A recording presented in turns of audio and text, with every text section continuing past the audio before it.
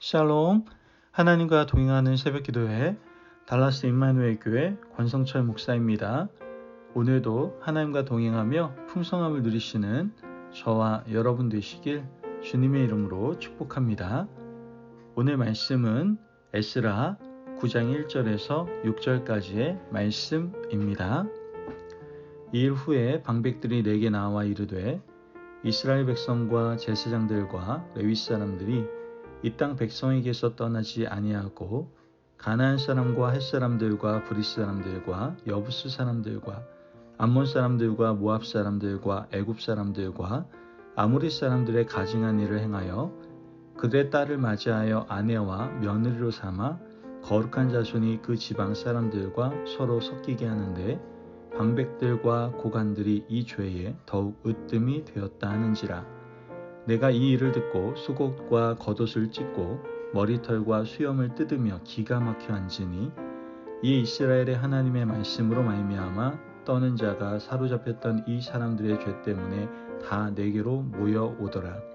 내가 저녁 제사 드릴 때까지 기가 막혀 앉았더니 저녁 제사를 드릴 때에 내가 근심 중에 일어나서 수곡과 겉옷을 찢은 채 무릎을 꿇고 나의 하나님 여호와를 향하여 손을 들고 말하기를 나의 하나님이여 내가 부끄럽고 낯이 뜨거워서 감히 나의 하나님을 향하여 얼굴을 들지 못하오니 이는 우리 죄악이 많아 정수리에 넘치고 우리 허물이 커서 하늘에 미침이니이다. 아멘. 하나님의 말씀입니다. 여러분, 여러분이 생각할 때 좋은 기업은 어떤 기업입니까? 이 문제에 대해서 많은 사람들이 기업을 연구한 기업 보고서가 책으로 많이 나와 있는데요. 그 내용을 보면 우리가 생각했던 것과는 전혀 다른 결과가 나오는 것을 보게 됩니다. 좋은 기업이라고 하면 인재가 많고 생산성이 높은 기업, 직원들의 복지가 좋은 곳을 생각할 수 있는데요. 그보다 앞서서 가장 많이 언급되는 것이 바로 기업의 분위기였다고 합니다. 기업의 좋은 분위기가 생산성을 높이고 직원들을 협력하게 하고 좋은 결과물을 만들어낸다는 것이죠. 상명하복의 문화가 아니고 서로 간에 소통하고 어떤 내용이든지 편하게 말할 수 있고 사적인 문제도 회사에서 도움을 받을 수 있는, 그래서 충분히 자신의 재능을 발휘할 수 있는 기업이 좋은 기업이다라고 이야기할 수 있다는 겁니다. 이 문제를 우리의 영적인 부분으로 가지고 와서 하나님과 우리의 관계로 적용해 보기를 원합니다. 신앙생활의 열매를 얻기 위해서는요, 하나님과 우리의 분위기, 즉 관계가 좋아야만 합니다. 열매에만 집중하는 것은 오히려 관계를 방해한다라는 것이죠. 그렇다고 해서 열매와 관계가 대립되는 것이냐? 그렇지 않습니다. 하나님과 깊은 인격적인 관계가 좋은 열매를 또한 보장하게 되는 것이죠. 사실 누가 시켜서 억지로 신앙생활하는 것만큼 괴로운 것은 없습니다. 지금 우리가 하나님과 동행하는 새벽 기도회를 하는데 이거 누가 시켜서 매일 해야 한다고 한다면 이거 할 수 있겠습니까? 새벽을 깨우며 기도하는 것이 즐겁고 가장 가치 있는 것이라고 여겨져야 우리는 좋은 열매를 가질 수 있게 되는 것이죠. 그렇다면 우리가 하나님과 깊은 인격적인 관계를 맺고 그 관계를 이어가는데 가장 중요한 것은 무엇이겠습니까? 바로 죄의 문제가 없어야 합니다. 하나님과 우리의 관계에 죄가 가로막혀 있으면 왠지 모르게 불편하고 마음이 무겁습니다. 죄의 문제가 사라지고 죄를 온전히 해결해야 그 다음 진도를 나갈 수가 있게 되는 것이죠. 왜 그렇습니까? 걸림돌이 없기 때문에, 장애물이 없기 때문입니다. 본문의 에스라도 역시 같은 문제에 직면하고 있음을 우리는 보게 됩니다. 2차 포로 귀환 자들을 이끌고 예루살렘에 입성을 했죠. 아마 부푼 꿈을 안고 돌아왔을 겁니다. 이제 성전에 들어가서 말씀으로 가득 채우고 이스라엘 백성들에게 영의 말씀을 공급해 주겠다라는 큰 포부를 가지고 돌아왔겠죠. 그런데 에스라보다 먼저 귀환해서 성전을 건축하고 살아가는 사람들의 실상을 보고 이 에스라는 깜짝 놀라게 됩니다.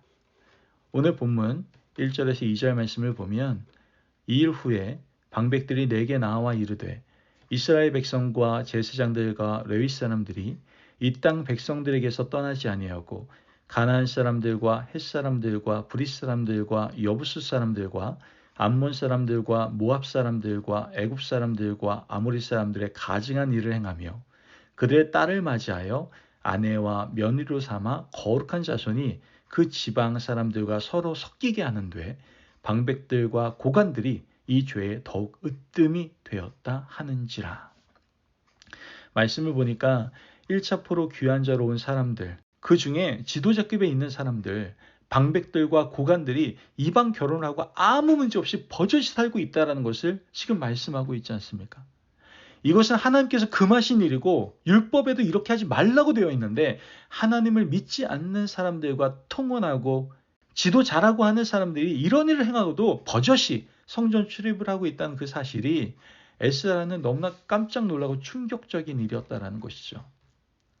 에스라는 이러한 상태에서 성전에서 율법을 전하는 것이 아무런 의미가 없다라고 판단했습니다. 죄를 제거하지 않는 상태에서 말씀의 씨앗을 뿌려도 공중의 새가 먹어버릴 것이고 그 말씀의 씨앗은 자라지 못하고 뿌리를 내리지 못할 것이라고 생각하신 것이죠. 여러분, 옥토로 만들지 않고 그 땅을 개간하지 않고 쓴뿌리를 제거하지 않으면 그곳에는 하나님의 말씀이 자랄 수가 없습니다. 에스라는 그것을 깨달았어요. 그래서 자신이 먼저 하나님 앞에 엎드려 회개 기도를 드리고 있는 것을 보게 됩니다.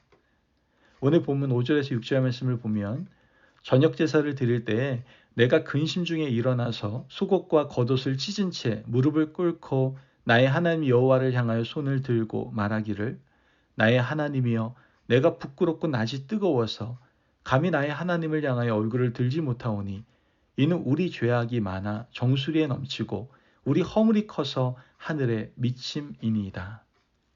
말씀을 보면 에스라가 먼저 하나님 앞에 회개의 기도를 드리는 것을 보게 됩니다. 이렇게 하는 이유는 이 에스라가 민족의 대표자였기 때문입니다. 자신이 죄를 지어서가 아니라 지도자이기 때문에 백성들의 죄를 끌어안고 기도하는 것입니다.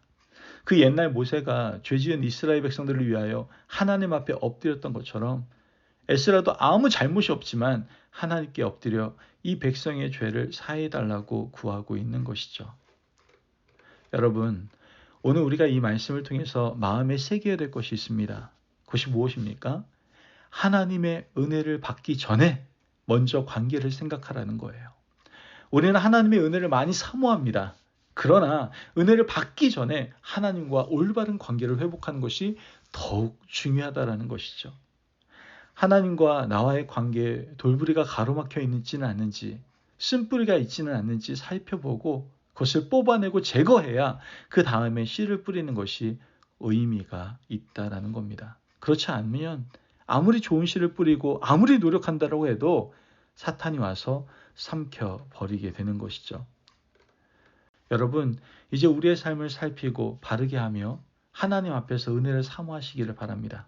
그렇게 하면 우리의 옥토밭에 하나님께서 말씀의 씨앗도 뿌려주시고 은혜도 주셔서 많은 열매를 맺게 하실 줄을 믿습니다. 그러한 귀한 은혜를 받아 누리는 저와 여러분 되시길 주님의 이름으로 축복합니다. 아멘. 기도하겠습니다.